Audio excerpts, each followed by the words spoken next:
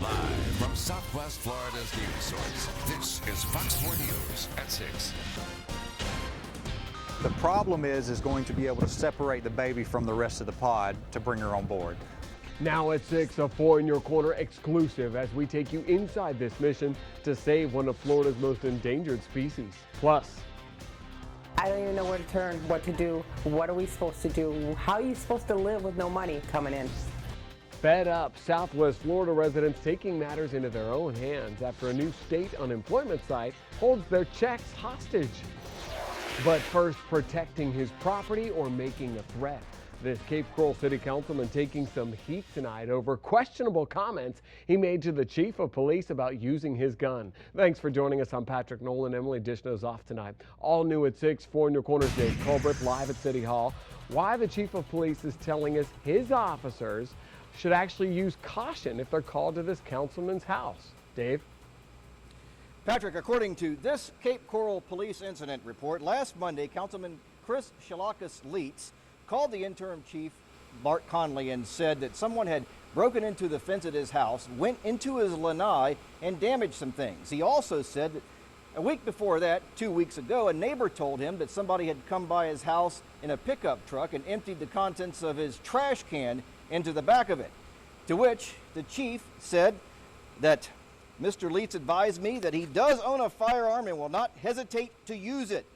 Conley added, upon me cautioning him regarding the use of his firearm, Mr. Leitz asserted that he knows how to provoke people and get away with it. Chief Conley then sent this letter to the city manager, John Zerlag, saying, "We have his address flagged with caution notes in our computer that will alert any responding officer that the owner of the home owns a firearm, and it has stated that he will not hesitate to use it." Plus, the chief also said, "I recommend the state attorney's office be made aware of the incidents involving Leitz to include his comments made regarding the use of his firearm." Chief Conley then went on to recommend that the city give Councilman Leitz some guidance regarding the responsibility and rights that he has when using a firearm. Now, in less than an hour, there's a scheduled council forum here in Chambers where all the candidates will get a chance to speak for several minutes. Patrick, you better believe that I will ask Councilman Leitz what this is all about and what his comment to it is. Live in Cape Coral, Dave Culbreth, Fox 4 in Your Corner. All new at 6, the report cards are in for local hospitals, and when it comes to your safety, some of the grades are not painting a pretty picture. Of the 10 hospitals graded in Southwest Florida, only one got an A. That's Fawcett Memorial in Port Charlotte. 2 others getting a B, Charlotte and Regional and Gulf Coast. And the majority of our hospitals, 6 to be exact, scoring a C. Cape Coral Hospital getting the lowest grade in the region with a D. 4 in Your Corner's Warren Wright live, breaking down the grades for you and finding out what they really mean for your safety. Warren? Well, Patrick, the Leapfrog Agency gave this hospital behind me a D rating. Now another watchdog group has issued their own report card, and they've given the Lee Memorial Health System top marks. So who do you trust? Tonight, we did some digging. It doesn't look good for Cape Coral Hospital. It got a D from the Leapfrog Agency. It's a watchdog group that evaluates hospital patient care. It claims Cape Coral Hospital showed problems with bed sores, ICU infections, medication errors, and hospital-acquired injuries. So how does Leapfrog Agency get its information? We use only publicly available data. So all the data we use to calculate the hospital safety score basically comes from sources such as the Centers for Medicare and Medicaid. But just this week, another watchdog group, Health Grades, came out with its own report. The entire Lee Memorial Health System scored in the top 5% to top 10% in a number of different categories. So what gives? Safety and quality are our number 1 and 2 concerns here. I went to the Lee Memorial Health System board meeting to ask board members like Dr. Steve Brown. Brown was elected by Lee County citizens to review and enforce hospital policy. Brown says Leapfrog's data is not up to date and flawed, and points out to last year's report card as an example. Yeah, they included Southwest Regional Hospital and graded us on the basis of that and gave us a very low grade. The hospital had been closed for 2 years and demolished. Even the American Hospital Association questions Leapfrog's methodology. It states that, quote, Leapfrog has made significant mistakes that have resulted in misleading information being publicly displayed. but Leapfrog says it stands by its survey. We haven't had any problems with data inaccuracies. So no matter what survey you pay attention to, Lee Memorial Health System's communications director offers this advice. So talk to your physician, get recommendations from your family and friends, you know, get a more comprehensive view as you're choosing your hospital.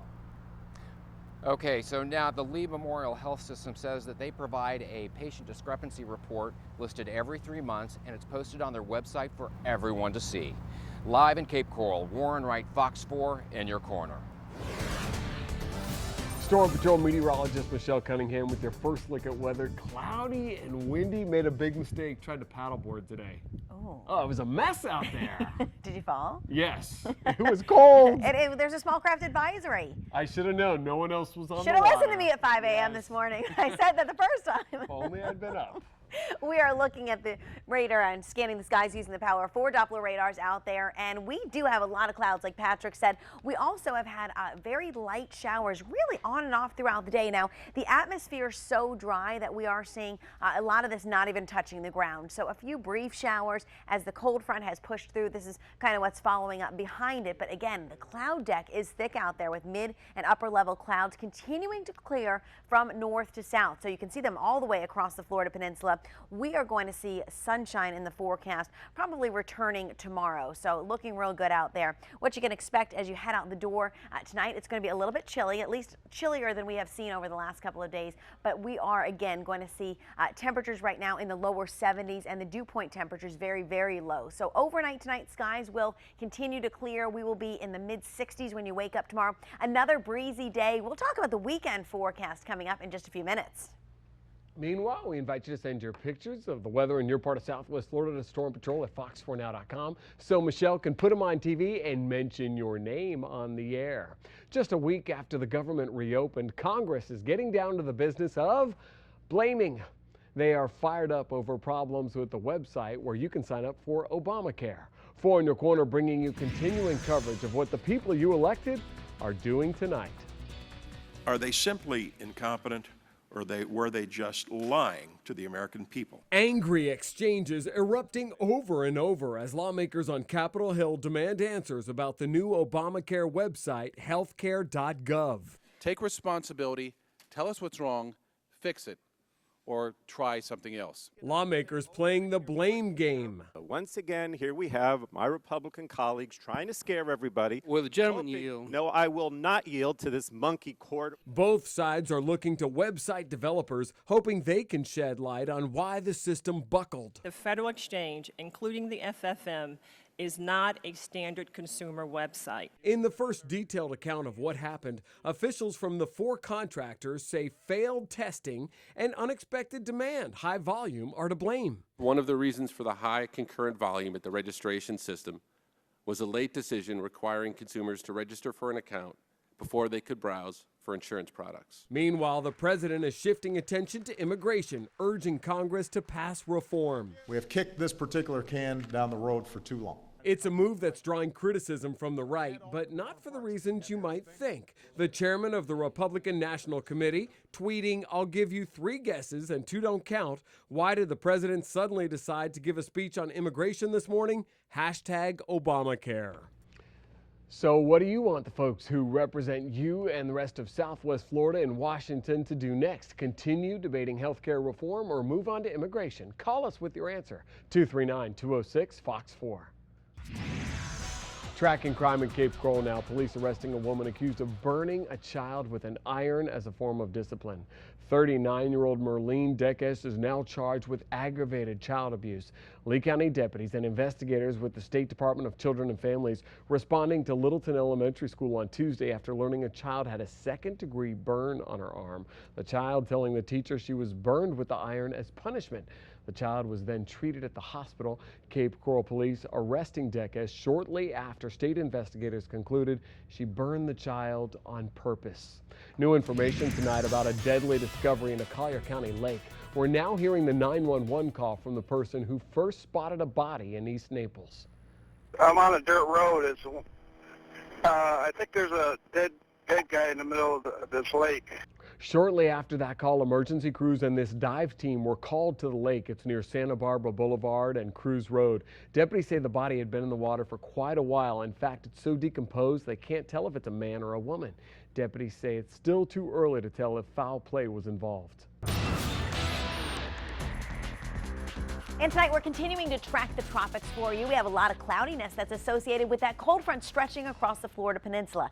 Yesterday, the Hurricane Center was looking at this area near the Bay of Campeche and said maybe we could see some tropical development, but now that chance is down to zero as it's kind of moved over the landmass there. But keep in mind, 8 years ago today, this is when we saw Hurricane Wilma that made landfall near the Naples area and then was picked up by a cold front and kind of dragged across the state very quickly. A lot of tornadic activity over on the east coast of Florida. Development is still possible. It's late in the season, but we could see some very warm waters. Wind shear going to lessen, so that's the reason why each and every night we track the tropics for you. But over the next couple days, looks like it's going to be quiet. Patrick?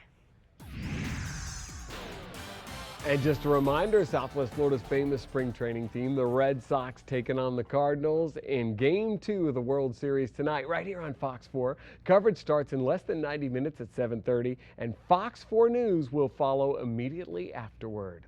If you're getting unemployment benefits, or supposed to, then you may already know the sorry state of Florida's unemployment website. Four in Your Corner is working to make sure you can finally get your check.